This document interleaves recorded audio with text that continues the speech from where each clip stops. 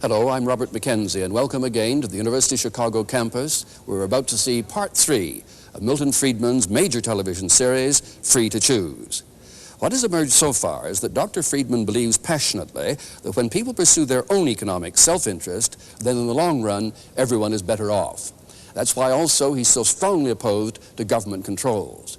Indeed, he believes America is hardly a free country because of the extent of government intervention in the economic lives of the people.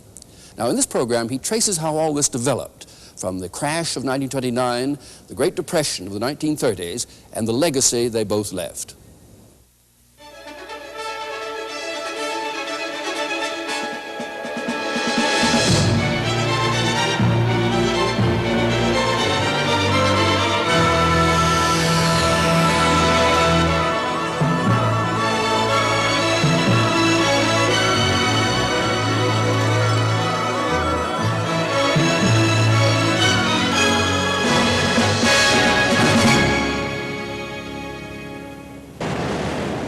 Delancey Street in New York's Lower East Side, hardly one of the city's best-known sights.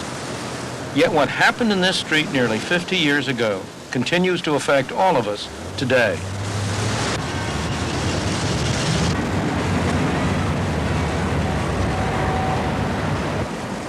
Wall Street. Most of us know what happened here 50 years ago.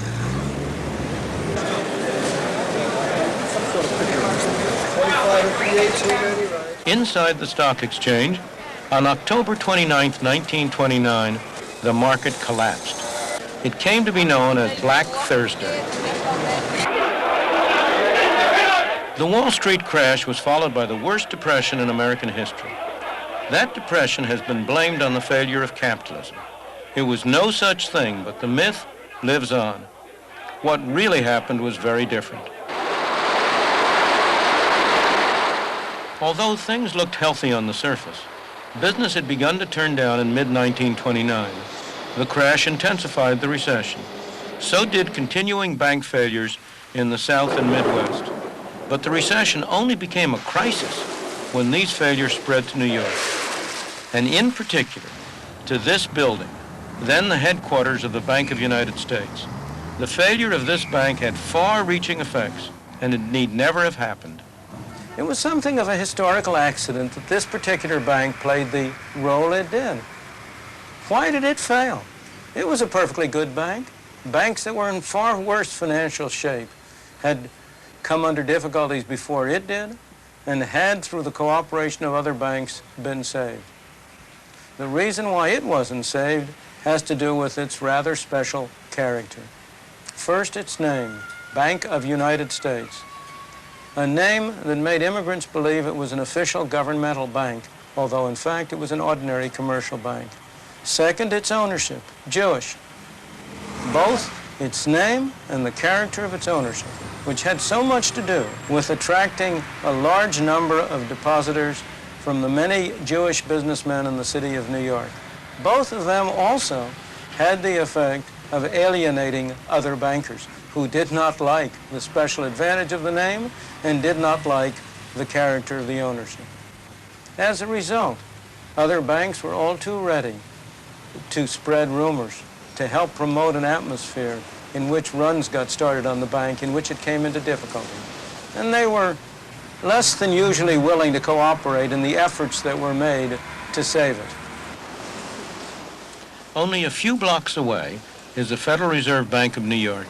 It was here that the Bank of the United States could have been saved. Indeed, the Federal Reserve System had been set up 17 years earlier, precisely to prevent the worst consequences of bank failures.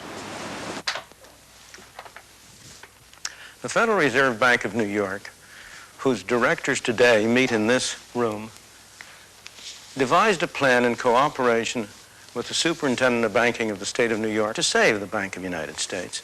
Their plan called for merging the Bank of the United States with several other banks, and also providing a guarantee fund to be subscribed to by still other bankers to assure the depositors that the assets of the Bank of the United States were safe and sound. The Reserve Bank called meeting after meeting to try to put the plan into effect. It was on again, off again. But finally, after an all-night meeting on December 10th, 1930, the other bankers, including in particular John Pierpont Morgan, refused to subscribe to the guarantee fund, and the plan was off. The next day, the Bank of the United States closed its doors, never again to open for business. For its depositors, who saw their savings tied up and their businesses destroyed, the closing was tragic. Yet when the bank was finally liquidated, in the worst years of the Depression, it paid back 92.5 cents on the dollar. Had the other banks cooperated to save it, no one would have lost a penny. For the other New York banks, they thought that closing the Bank of the United States would have purely local effects. They were wrong. Partly because it had so many depositors. Partly because so many of the depositors were small businessmen. Partly because it was the largest bank that had ever been permitted to fail in the United States up to this time. The effects were far-reaching. Depositors all over the country were frightened about the safety of their funds and rushed to withdraw them. There were runs, there were failures of banks by the droves. And all the time, the Federal Reserve System stood idly by when it had the power and the duty and the responsibility to provide the cash that would have enabled the banks to meet the insistent demands of their depositors without closing their doors. The way runs on banks can spread and can be stopped is the consequence of the way our banking system works. 88 cents. You may think that when you take some cash to a bank and deposit it, the bank takes that money and sticks it in a vault somewhere to wait until you need it again to turn it back over to you. Okay, how would you like this? Like 2 10s, 1 5, and 5 1s. Okay. The bank does no such thing. It immediately takes a large part of what you put in and lends it out to somebody else. Thanks. How do you suppose it earns interest to pay its expenses or to pay you something for the use of your money? The result is that if all depositors at all the banks tried all at once to convert their deposits into cash, there wouldn't be anything like enough cash in the banks of the country to meet their demands. In order to prevent such an outcome, in order to cut short a run, it's necessary to have some way either to stop people from asking for it or to have some additional source from which cash can be obtained. That was intended to be the purpose of the Federal Reserve System. It was to provide the additional cash to meet the demands of depositors when a run arose. A classic example of how this system could and did work properly can be found over 2,000 miles from New York, near the Great Salt Lake in Utah. In the early 30s, some banks in Salt Lake City and surrounding towns began to get into difficulties. The owners of one of them were smart enough to see what had to be done to keep their banks open, and courageous enough to do it. When fearful depositors began to clamor to withdraw all their money, one of George Eccles' jobs was to brief his cashiers on how to handle the run.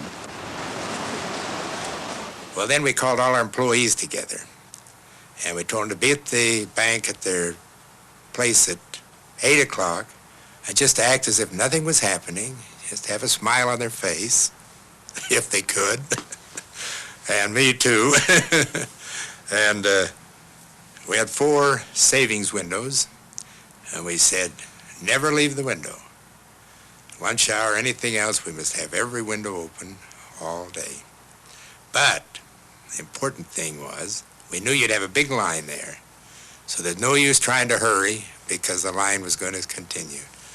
So we said, now, when you get a withdrawal slip and the passbook, go back and check the signature, even though you know your friend John Jones, just to delay time, just to mark time.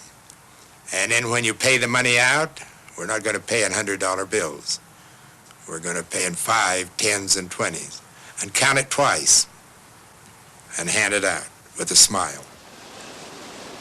The bank survived the morning, but they didn't have enough cash left. So in the afternoon, they called for more from the Federal Reserve Bank.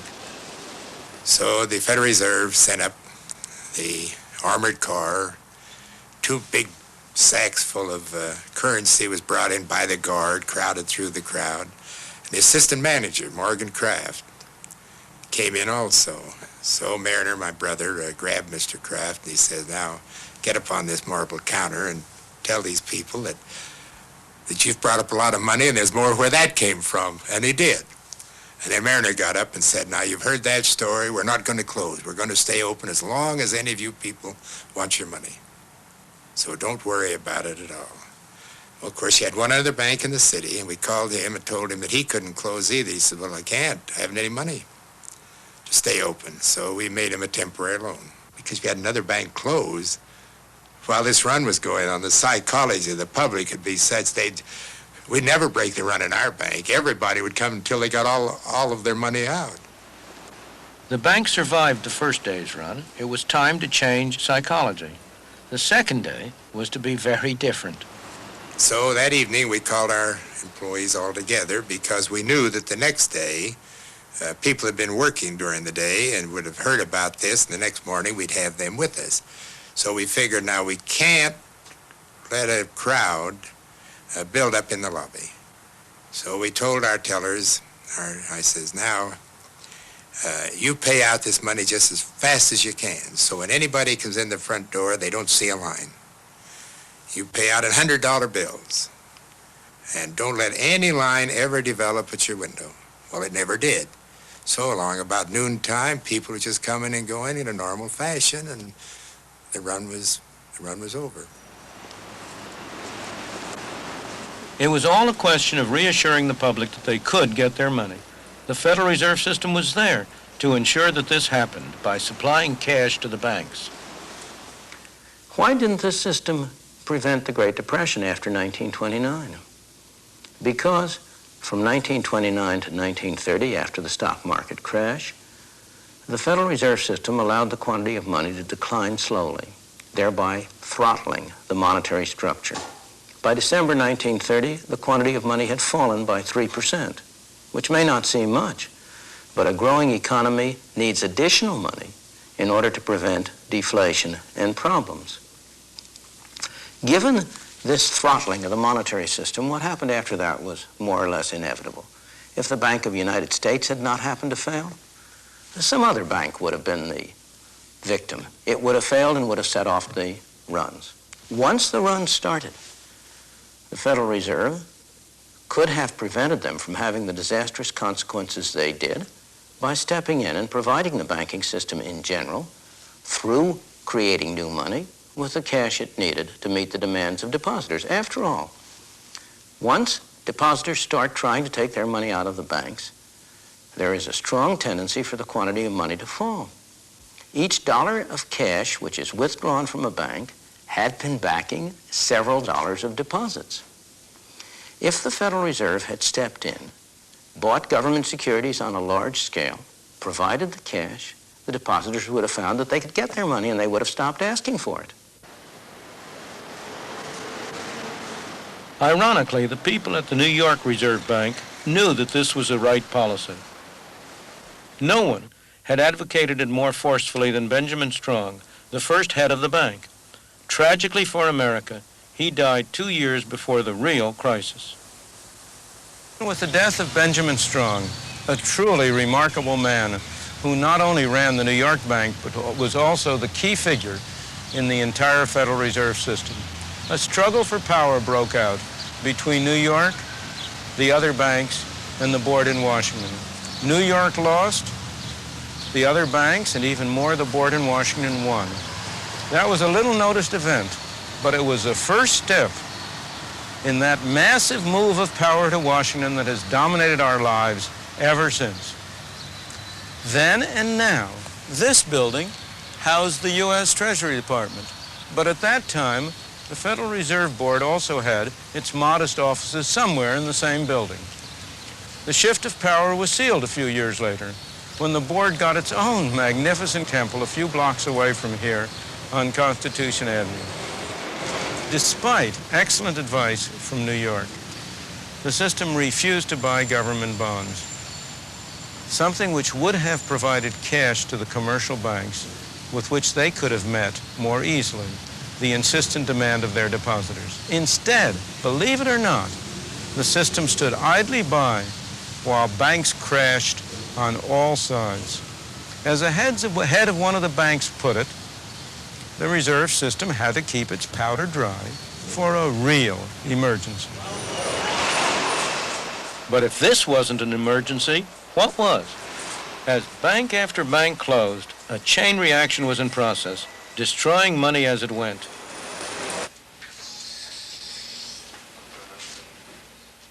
It's a process that even today, few bankers understand. If you ask an individual banker whether he creates money, he'll look at you as if you're mad. Of course not. He'll say, I don't create money. All I do is I accept deposits from my customers. I put a little of that deposit in the vault as a reserve, and I lend the rest out. I don't create money. From the point of view of the economist, the situation is very different. As I've explained earlier, most of the deposits on the books of banks were put there by an accountant's pen. But that simple fact is concealed from the individual banker because it doesn't happen here inside the bank. It happens as a result of the transactions between banks. As the men who ran the Federal Reserve knew very well, it happens when money loaned by one bank is deposited in another bank to be loaned out yet again. In the Depression, the process was working in reverse. The banks were destroying money. Nonetheless, the Federal Reserve let it happen. The end result was that by the time the whole sorry episode was over, by 1933, the quantity of money in the United States had gone down by a third. The slow throttling had turned into strangulation. For every $3 of currency and deposits that people had had in 1929, only $2 were left. For every 3 banks that were open in 1929, in 1933, only 2 were left. The terrible depression that followed was a direct result of bungling by the Federal Reserve System.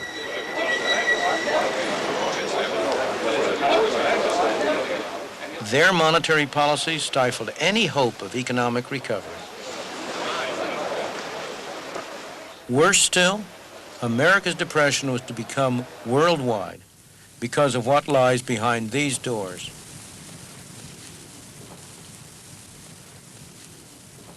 This is the vault of the Federal Reserve Bank of New York. Inside is the largest hoard of gold in the world.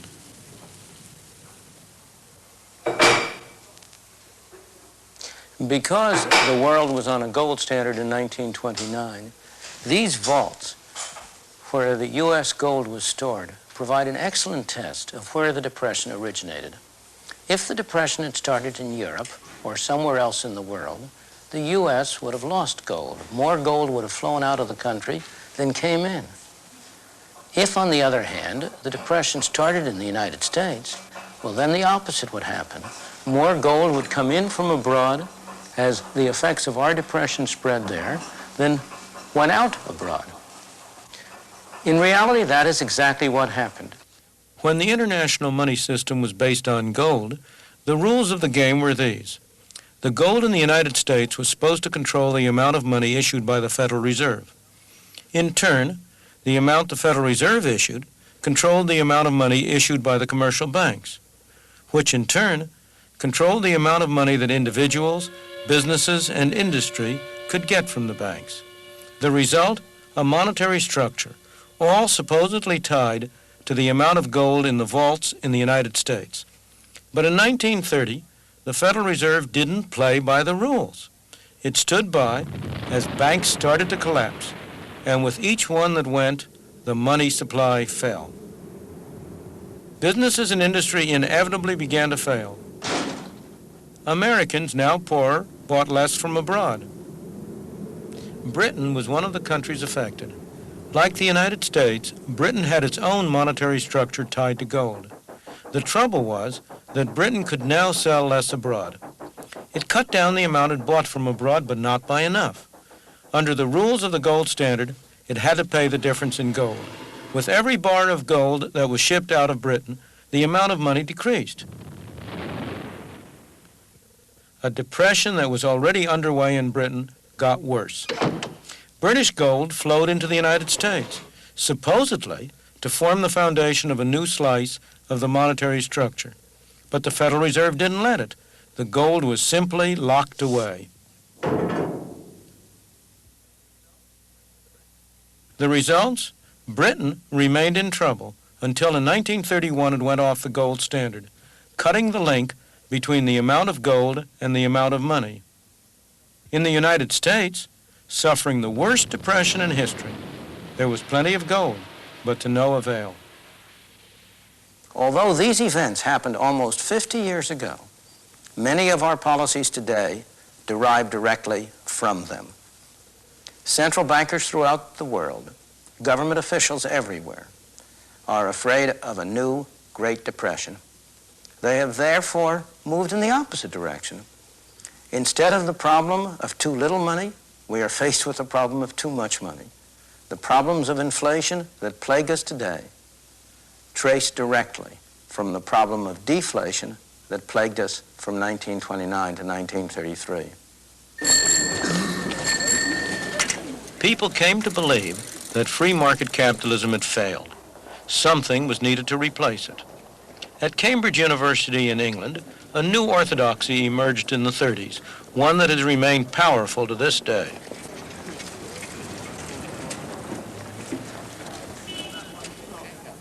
It owes its influence to the brilliance of one man. John Maynard Keynes was unquestionably one of the greatest economists of all time. Like other economists of his generation, he found the Great Depression both a paradox and a challenge. It was a paradox because it seemed to contradict some of the fundamental principles that economists had come to take for granted. Keynes rose to the challenge by constructing a complex and sophisticated hypothesis which not only explained what had been going on, but also offered a way out, a way to end the Great Depression and to avoid similar episodes in the future.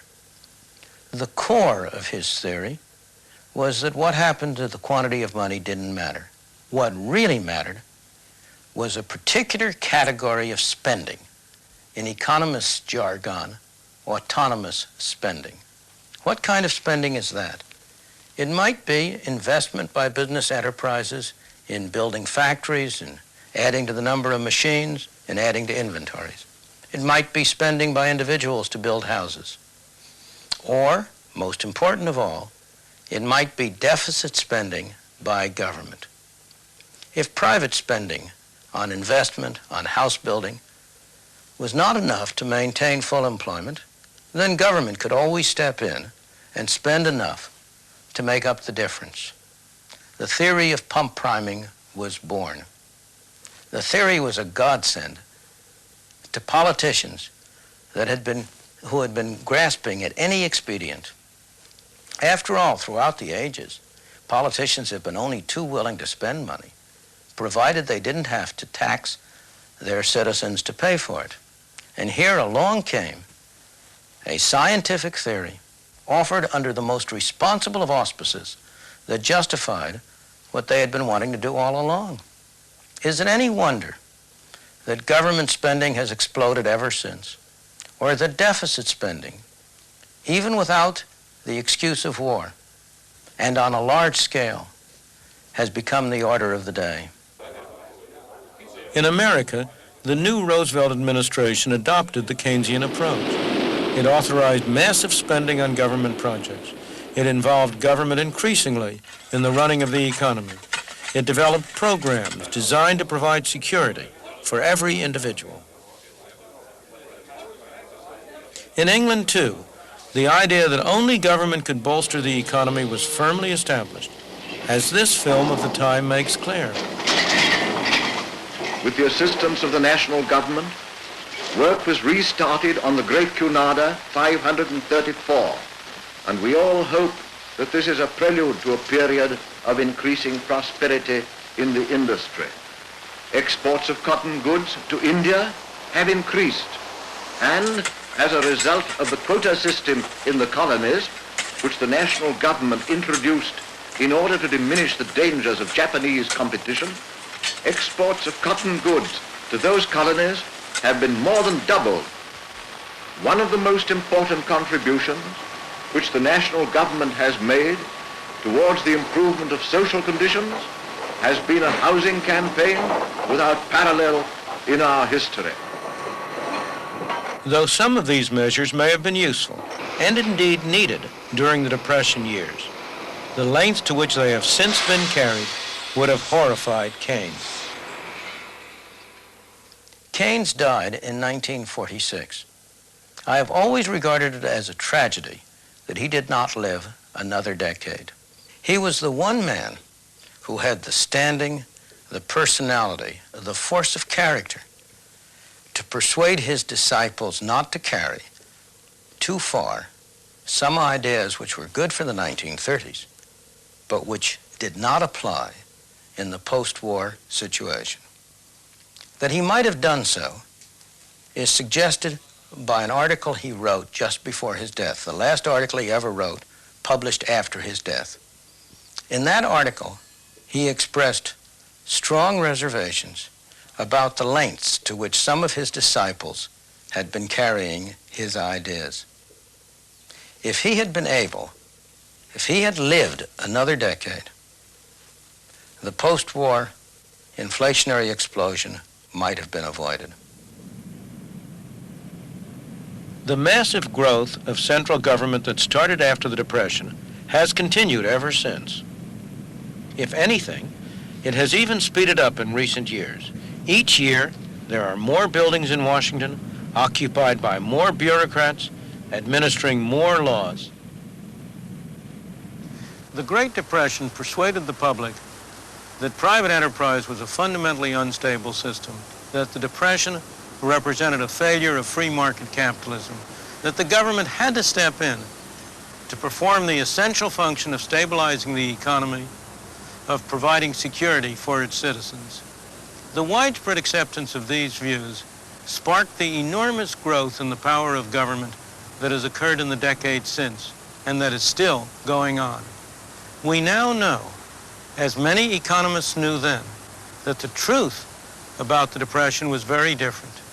The Depression was produced, or at the very least, made far worse by perverse monetary policies followed by the U.S. authorities. Far from being a failure of free market capitalism, the Depression was a failure of government. Unfortunately, that failure did not end with the Great Depression. Ever since, government has been attempting to fine-tune the economy. In practice, just as during the Depression, far from promoting stability, the government has itself been the major single source of instability.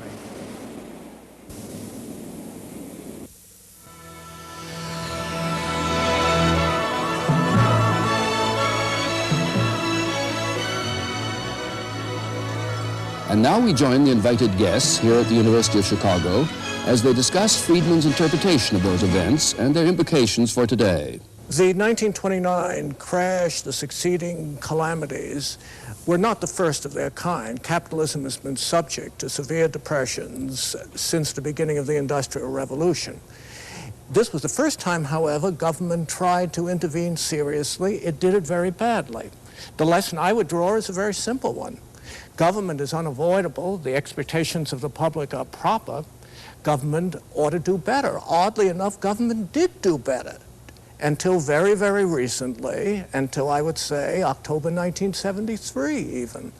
Government did reasonably well in fulfilling the expectations of the public. I'm an unrepentant proponent of government intervention, intelligent government intervention, but I would describe much of the intervention which has followed the great 1929 crash as quite intelligent. Let's take a further look, though, at this argument that just as during the Depression, far from promoting stability, the government has itself been the major single source of instability.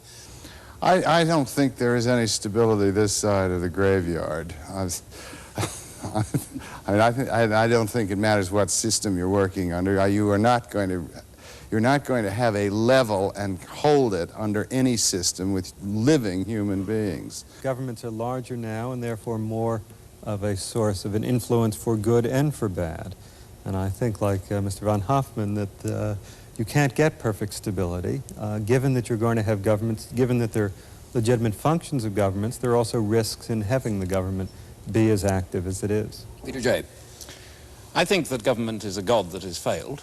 I think that we have too much of it and need less of it. I think it has failed to prevent both the modern forms of economic instability and the pre-war ones.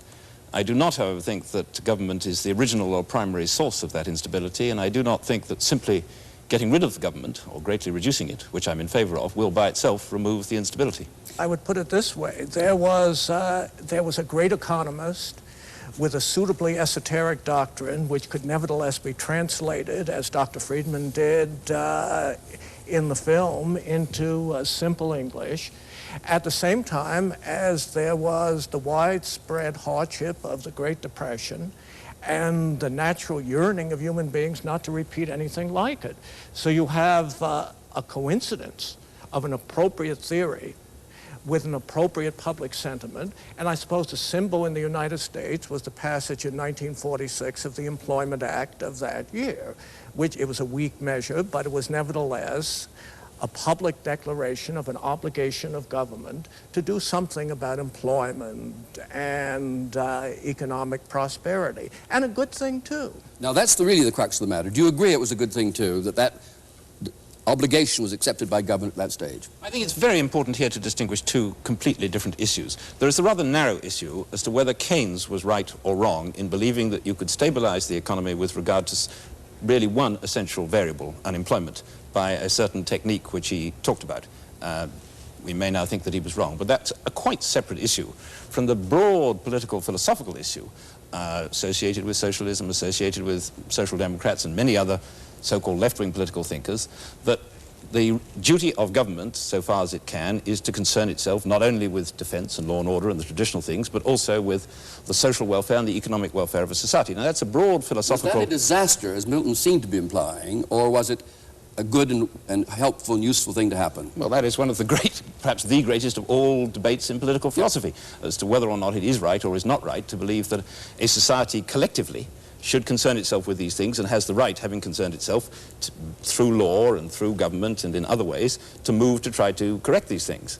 But it seems to me, though, that Americans have believed that for the last century. I mean, William McKinley ran on the slogan of a full dinner pail, so that the notion that this is a government responsibility for prosperity dates from the 1930s, I think, is erroneous.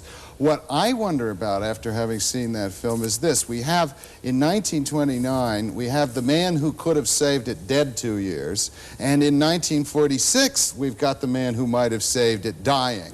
So what I have to ask is, are we doomed to find out the right answer only too late? Is it possible that for somebody who's recently died, rummage through the morgue? Well, you asked No, the question. but I think the question is a very different one. And it goes to much of the discussion to this point. Everybody looks for the right man. You say government... You brought him up. Those men at that time, Right. quite right. But a system which depends on the right man is a bad system. The Federal Reserve was a bad system because it depended on the right man working it.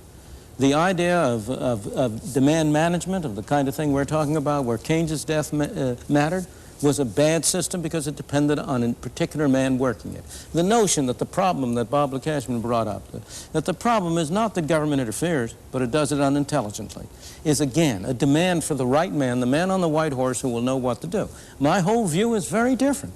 It's the system that's wrong, and that we've got to have a system, that the right way to accomplish these objectives is to have a system which doesn't depend on whether you happen to have the right man pushing the buttons at the right time, but which relies on establishing a framework within which an invisible hand, within which the activities of people all over are able jointly to produce the kind of result. It won't produce perfect stability, but it'll produce a far higher degree of stability, a far greater level of freedom, and a far greater level of prosperity than the kind of thing we've had with these governmental interventions. But somebody still has to design the system. You can't take the people out of it entirely unless you're in the grave, as of course, says. but that doesn't... But the question is, I mean, it's said that generals always fight the last war.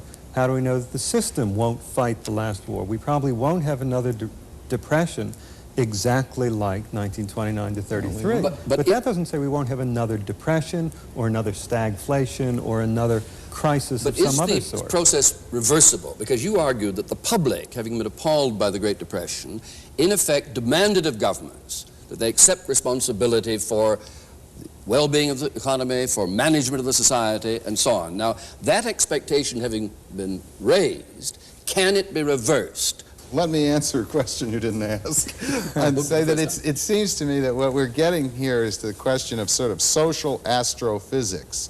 And that is, do we have an unseen hand, or are we on the war star where we are trying to design a computer that is going to take care of the navigation of this thing? In other words, it seems to me that that's our central question. Is there a mechanism that you can put right in the center of the spaceship that will operate regardless of who is the captain on the quarterdeck at any one moment in time? I don't think that's an economic question. I think that's a question that goes to religion.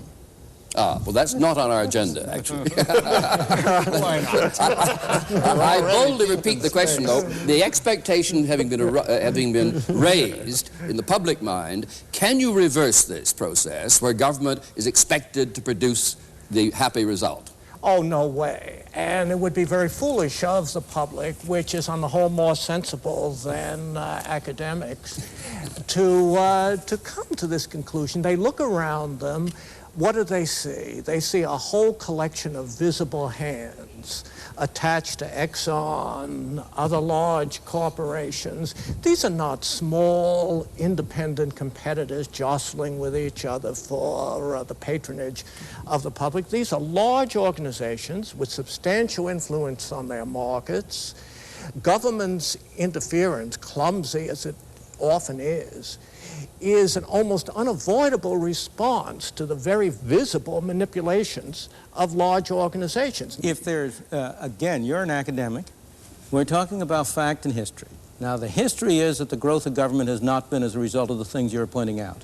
It isn't the large corporations, it isn't the large unions, it isn't the technological development that has produced the major growth of government. The major growth of government in our time has come in the redistributive area. It's come in the area of designing programs which take from some people and give to others. We're not going to go into those here because we discuss those in our next two programs, which deal with exactly the question of whether the government intervention that was stimulated by the Great Depression has been a success or a failure.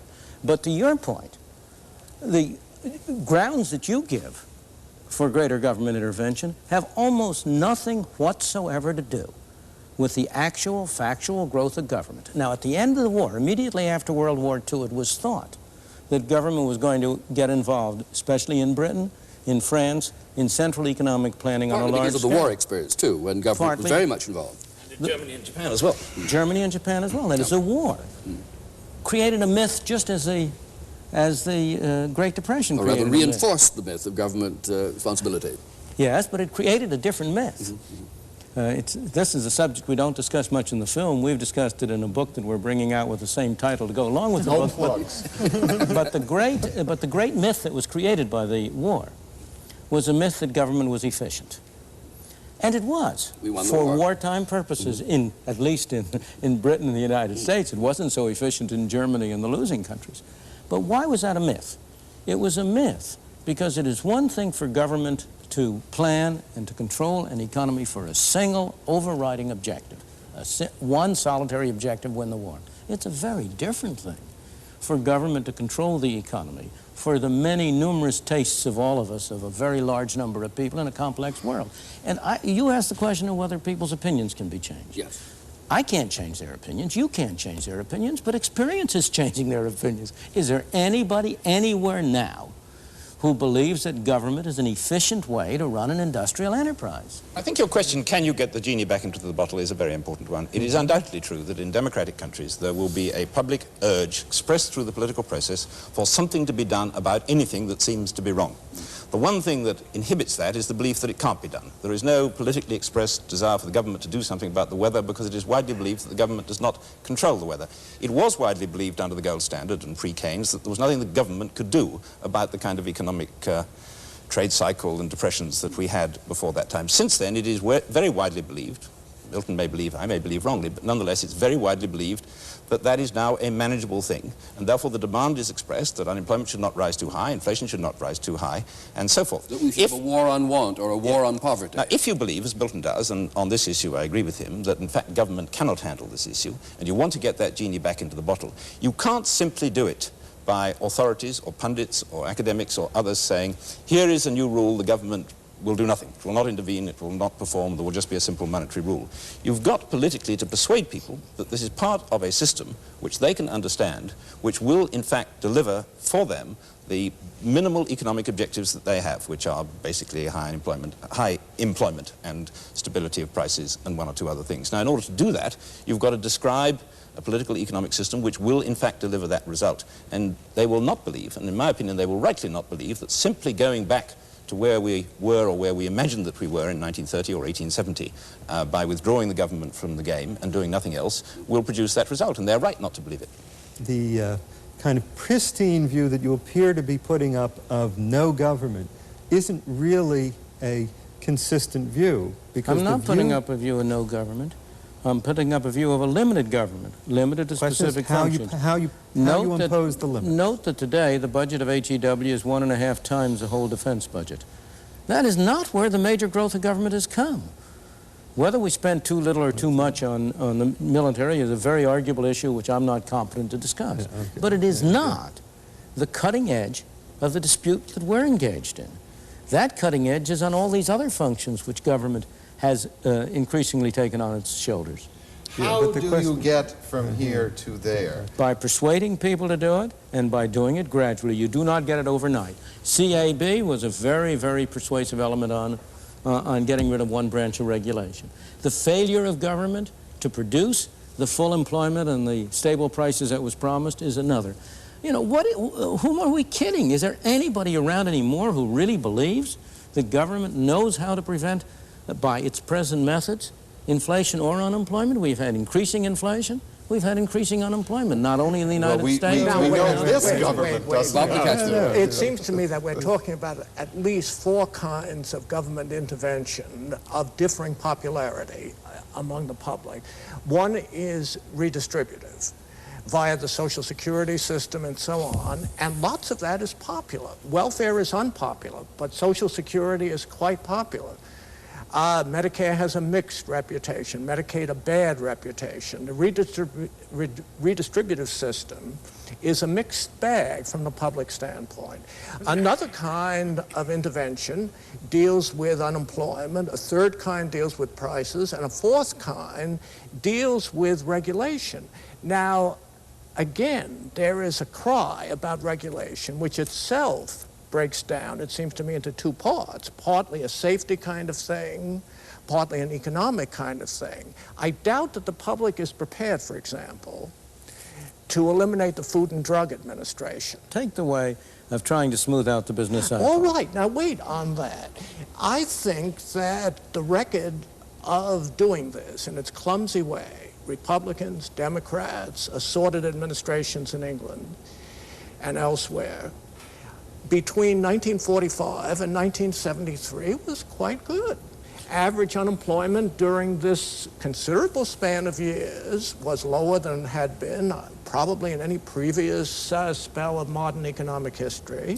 Inflation was not a persistent problem in this. Now, I would say, putting the claim at a very modest one, that Keynesian intervention, if we use that as a label, worked pretty well for a whole generation. Now, anything that works well for a whole generation isn't entirely bad. From that fact, and the undeniable fact that things are working poorly now, are we to conclude that the Keynesian sort of mixed regulation was wrong, yes, or alternatively that we need still more regulation? That's my conclusion, I might say. You want the right people manipulating the levers, but go back. Memory smooths things out. If you really look at that 25-year period you're talking about, it was not a period of stability. It was a period that was punctuated by the very sharp inflation of the Korean War, It was a period that was punctuated by 3 recessions in the course of about 8 years in the 50s and early 60s. It was a period in which you had inflation really starting to go from creeping to running in the latter 60s. It was a period which laid the groundwork for the kind of situation in which we are now, where you have both higher unemployment and higher inflation. It was the... Well, I mean, there were these movements, as we say, but they weren't the movements like the 1930s. There was a recession in 58. Yes, we all called it a recession. We all worried about it and so on, but it was a small thing, little potatoes. The same thing was true in earlier periods between the Great Depressions. If you take the area between the Great Depression in the United States of the 1870s and the 1890s, again, you had a period like that. If you take it between the Great Depression of the 1890s and World War I, with one minor exception, it was similar to that. So that what you have, and this is a historical fact, is that except for the Great Depressions, all of which are linked to monetary collapses and to governmental involvement, in the interim period, the society has been reasonably stable. Have we reached a stage, incidentally, where we need not again see anything like the Great Depression? You say recessions, yes, but it bears no relationship to what we knew in the 30s. Have we solved that problem now? People are deeply... No, I don't think we have, because I think the seeds of it remain there. I don't agree with Professor Lukachman that everything was, I don't want to misparaphrase him, but did pretty well until 1973 and it suddenly all went wrong. It seems to me that the seeds of the subsequent instability, stagflation, were there before, that each time round the economic cycle, inflation went a little faster. Each time round the economic cycle, unemployment tended to be a bit higher. But this brings me to what is my disagreement with Professor Friedman. I agree with him that government has failed to correct, and is bound to fail to correct, that instability. I do not agree with him that it is the root cause of that instability, or that simply removing or containing the government will remove that instability, because his constitution, and I agree with all the things he wants to put into it, but I want to put more into it, leaves big capital entirely free to operate. Now, he doesn't mind that. In response to big capital, you are bound to get, as a simple natural reaction, big labor. He doesn't mind that. He's quite happy with that. But my contention is that once you have big labor, you have a way of setting rewards in society, not only by trade unions, but through all sorts of other processes whereby groups get together in order to exploit the political process and legal rights and to protect themselves from competition, in which inevitably people set rewards above what economists call the market clearing price for labor, i.e. they set levels of reward which make it impossible that everybody should be employed. You therefore have a built-in tendency to high unemployment. If governments react to that on the Keynesian pattern by trying to inject spending which will enable these people to be employed, then I agree with Professor Friedman that all you get is faster and faster inflation, and that, if you like, is caused by the government. But the government is a proximate cause of an original instability that is already there. And there's nothing in Professor Friedman's constitution which would correct that inherent, if you like, contradiction or flaw in classical Western political economy. Do you deny, Peter, I want to ask just one question of Peter. Do you deny that big government plays a large part in the rise of big capital and big labor? I think they're interactive. I once said big capital causes big labor, causes big government, causes big failure. And that is the tragic story, in my opinion, of the 20th century. We have to unravel that. If you start that route with big government, will it be wrong? Big government causes big capital, causes big labor, causes big failure. I don't think historically that's what's happened. But you and I are agreed we don't want big government. That's right. What we're disagreed about is what else we need. I think something is seriously wrong with a beautiful system which develops this big, clumsy, aggressive government, huge corporations with more influence over their markets than is desirable from the standpoint of free competitive theory, trade unions, which at least according to some opinions have a similarly malignant influence on their markets. There must be something radically flawed with a capitalist system which allows these institutional developments. This doesn't alarm me because I'm a socialist, but I would readily... There must be something radically wrong with the socialist philosophy which allows the much worse developments that have occurred wherever there has been any real significant attempt to put a thoroughgoing socialism into practice. Socialism is a word of many meanings. Now, I think we might easily get into a quite separate debate. Right. I think it's possible to note in passing that they may both be right, that conventional capitalism, conventional socialism as conceived in the 20th century are both wrong, and that the polarization of the debate between those simple two alternatives greatly impoverishes the real range of political economic choices which modern societies have. But what has happened? Over and over again, one claim after another for the kind of socialism, this kind of socialism or that kind of socialism, has turned to ashes. And each time, the answer has come, oh, well, it was a wrong brand of socialism that was adopted, or the wrong people were running it. But you're You're saying... an argument yourself, Milton. No, You're saying I'm not. The Federal Reserve in 1929 failed to do the right thing. It was the wrong brand of capitalism. It was a wrong brand, absolutely, but what I'm saying is something different. I can at least point to examples in history of systems, of capitalist systems, in which the government had a fairly limited role, not my ideal government. Many things doing many things I would not want it to do. But I'm going to point to such examples of long stretches of history in which have been relatively successful, where the major achievements of humankind, not merely in economics, but in all other areas, have largely arisen. It is very difficult to point to any similar examples of where big government has achieved such success. But you said before you didn't like to go back. You're now talking about going back. No, Took place I didn't say I didn't like to go back. What I said is going back or forward is irrelevant. What we want to do is the right thing wherever it comes from. Because, as Bob Lukacsman said earlier, things have increased in scale, and the scale of business has increased. And you were saying just before, big government, big labor, big industry, big firms go together, and you didn't accept it before. When Bob said you accept it now from here. No, I don't accept it. What I accept is that big government is a major factor promoting big labor and big capital. I did not accept that in the absence of big government, you would have the big capital and big labor that worries him. You don't think the big capital arose before the government? What are we doing here? No, I mean, defending big government is like defending death and taxes. When was the last time you met anybody who was in favor of big government? Today I met Bob Lukacsman. With discrimination. Not per se. You're in favor of functions. I make a living by making distinctions, after all. Certainly not without qualification. You have the floor. What I was going to say is, I think most of us are not in favor of big government as a theory.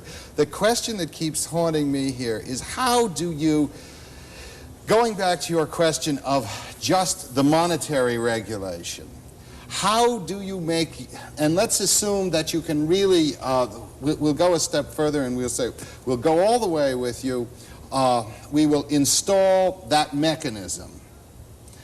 What makes you think that when the storms arise, that the people running that mechanism are not going to misread just as they did in the past? Because I'm going to have, if I had my way, I would have a mechanism which didn't require them to read anything.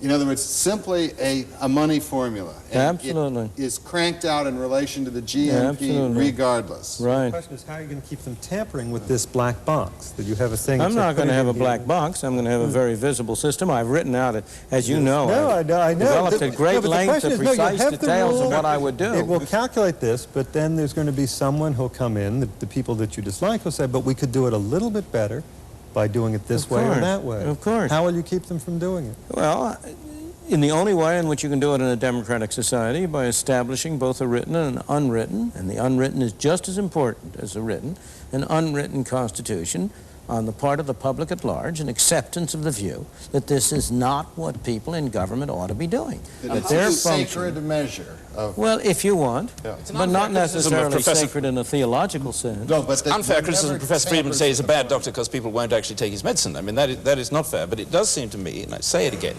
that to reduce the whole debate to one, are you in favor of big government or small government, as though that was the only interesting or important political economic choice we had to make, is very foolish. That is very foolish. And if you put it in that form, in practice in democratic societies, people will go on backing, supporting, and paying for big government. Because unless you, in addition to pointing out the errors, defects, weaknesses, fallibilities, and failures of government, you also describe in some detail and with some attraction the other changes that you're going to make in the non-governmental sector of the economy, which are going to give people the kind of protection, the kind of opportunities, the kind of fulfillment, the kind of stability, the kind of prosperity that they want. They are not going to buy it because you're offering them in a pig in a poke, and they will see it, whether or not you approve of the phrase or whether or not I approve of the phrase, as going back to something which they're glad to have got away from. The question of how you draw the lines and where you draw the lines is a difficult one, and I can't see any possible way of somehow making a decision on that that will stand like the Rock of Gibraltar against all comers.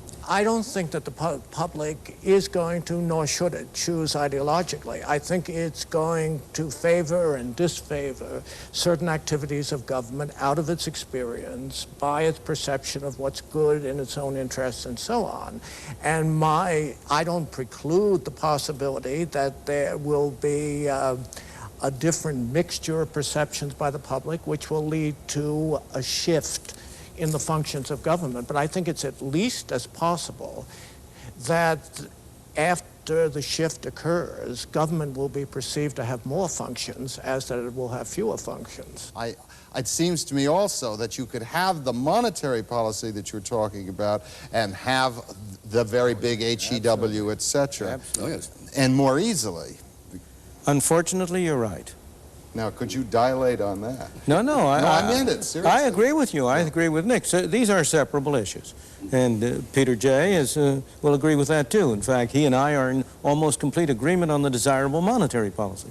Where we differ is on these other policies. And there is certainly no doubt that you could have an essentially automatic stabilizing monetary policy of the kind which I've suggested, of a fixed rate of monetary growth, no discretionary intervention for cyclical purposes, and at the same time have a very big government on HEW, have all sorts of regulation, have tariffs and all other things. With respect to Peter J.'s more general statement, it's impossible not to agree with his statement because it concentrates on objectives and not on means. And the real issue has to do with means. What are the most appropriate and effective means which will give people the greatest assurance? You can't give them certainty, but the greatest assurance that they will have a reasonably stable society with opportunity for themselves. There we will end the discussion for this week, and we hope you'll join us again in the next edition of Free to Choose. Of course.